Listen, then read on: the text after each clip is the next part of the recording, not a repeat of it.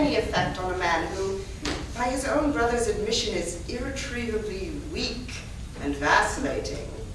Indeed, I am not sure I would desire to reclaim him. I am not in favor of this modern mania for turning bad people into good people at a moment's notice. As a man sows, so let him reap. You must put away your diary, Cecily. I really don't understand why you should keep a diary at all. I keep a diary in order to enter all the wonderful secrets of my life. If I didn't write them down, I should probably forget all about them. Memory, my dear Cecily, is the diary we all carry about with us. Yes, but it usually chronicles the things that have never happened and couldn't possibly have happened. I believe that memory is responsible for nearly all the 3-volume novels that Moody sends us. Do not speak slightingly of the 3-volume novel, Cecily. I wrote one myself in earlier days. Did you really, Miss Prism? How wonderfully clever you are. I hope it did not end happily. I don't like novels that end happily. They depress me so much. The good ended happily and the bad unhappily. That is what fiction means. I suppose so, but it seems very unfair. And was your novel ever published? Alas, no. The manuscript was abandoned. I use the word in the sense of lost or mislaid. To you, our child, these speculations are profitless. Oh, but I see Dr. Chasuble coming up through the garden. Dr. Chasuble! This is indeed a pleasure.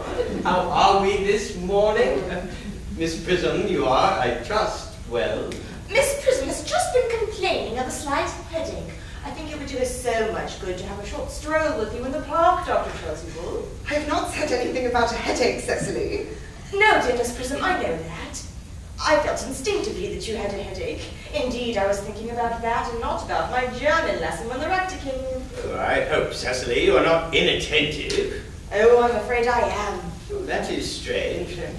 Were I fortunate enough to be Miss Prism's pupil, I would hang upon her lips.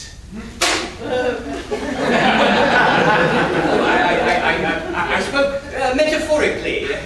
My metaphor was drawn from bees. Mr. Worthing, I suppose, has not returned from town yet? We do not expect him till Monday afternoon. Ah, yes. He usually likes to spend his Sunday in London. He's not one of those whose sole aim is enjoyment. By all accounts, that unfortunate young man, his brother, seems to be. No, but I must not disturb Egeria and her pupil any longer. Egeria? My name is Leticia, Doctor. A classical allusion, merely, drawn from the pagan authors. I shall see you both, no doubt, at evensong. I think, dear Doctor, I will have a walk with you after all. I find that I do have a slight headache, and a stroll might do it some good. With pleasure, Miss Prism, with pleasure. We might go as far as the schools and back. That would be delightful. Cecily, you will read your political economy in my absence. The chapter on the fall of the rupee you may omit. It is somewhat too sensational. Even these metallic problems have their melodramatic side. Horrid political economy. Horrid geography. Horrid German. Mr. Ernest Worthing has just driven over from the station. He has brought his luggage with him. Mr. Ernest Worthing, B4 the Albany W. Uncle Jack's brother. Did you tell him Mr. Worthing was in town? Yes, miss, he seemed very much disappointed. I mentioned that you and Miss Prism were in the garden. He said he was interested in speaking to you privately for a moment. Pray ask Mr. Ernest Worthing to come here. I suppose you're going to talk to the housekeeper about a room for him. Yes, miss? I have never met any really wicked person before. I feel rather frightened. I'm so afraid he will look just like everyone else. He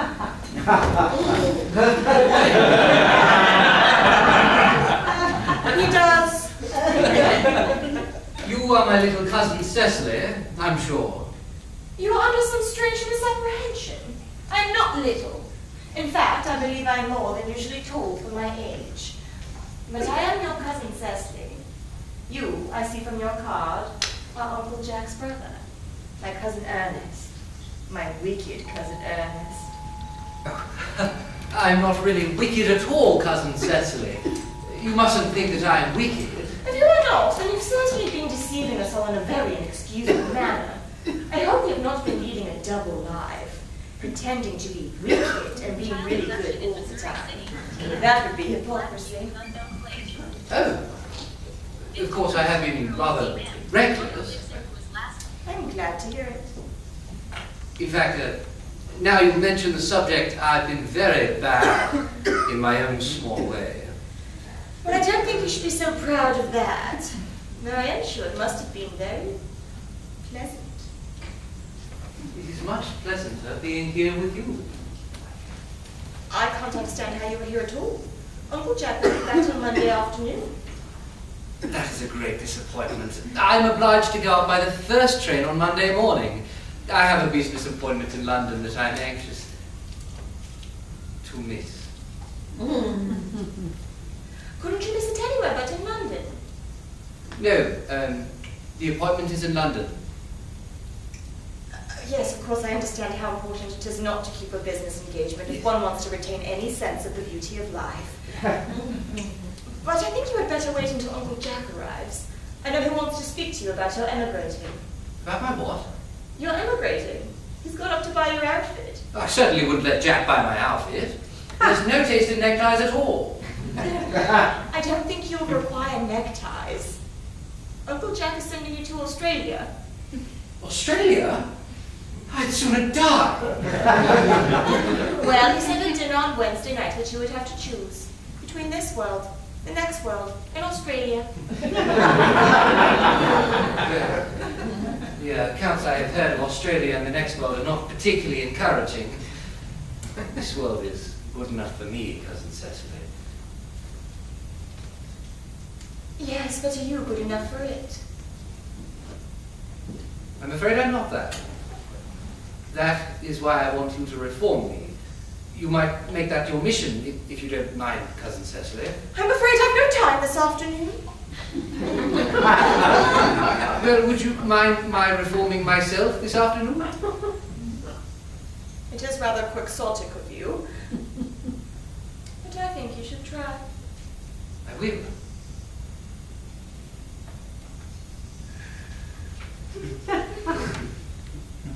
I feel better already. You're looking a little worse. That is because I am hungry. Oh, how thoughtless of me! I should have remembered that when one is going to lead an entirely new life, one requires regular and wholesome meals. Won't you come in? Thank you. Might I have a buttonhole first? I never have any appetite unless I have a buttonhole first. A marche No, I'd sooner have a pink rose. Why? Because you are like a pink rose, Cousin Cecily. I don't think it's right for you to talk to me like that. Miss Prism never says such things to me. Then Miss Prism is a short-sighted old lady. You are the prettiest girl I ever saw. Miss Prism says that all good looks are a snare. They are a snare that every sensible man would like to be caught in. Oh. I don't think I would care to catch a sensible man. I shouldn't know what to talk to him about.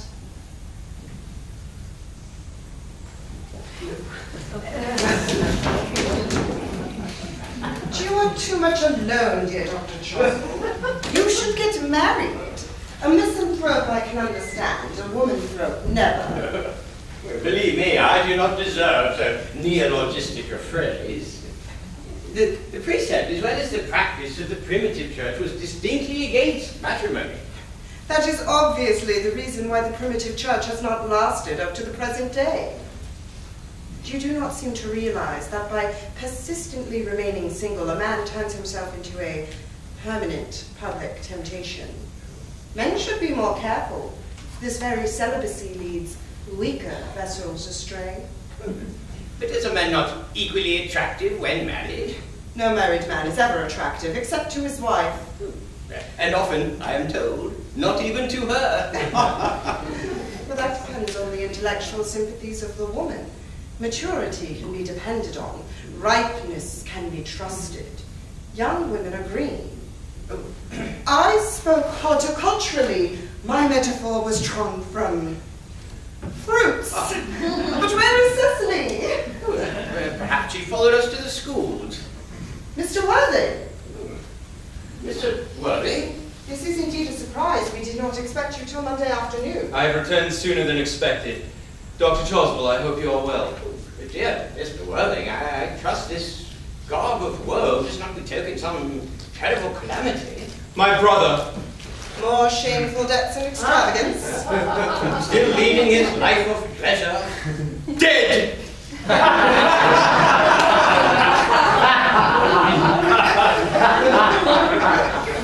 Your brother Ernest dead? Quite dead. What a lesson for him. I trust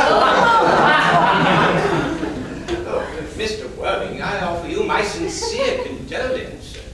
You have at least the consolation of knowing that you were always the most generous and forgiving of brothers. Poor Earnest. He had many faults, but this is a sad, sad blow. Very sad indeed. Were you with him at the end? No, he died abroad, in Paris, in fact. I had a telegram from the manager of the Grand Hotel. Was the cause of death mentioned?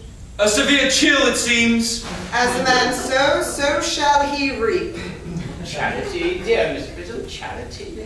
None of us are perfect. I myself am peculiarly susceptible to drafts.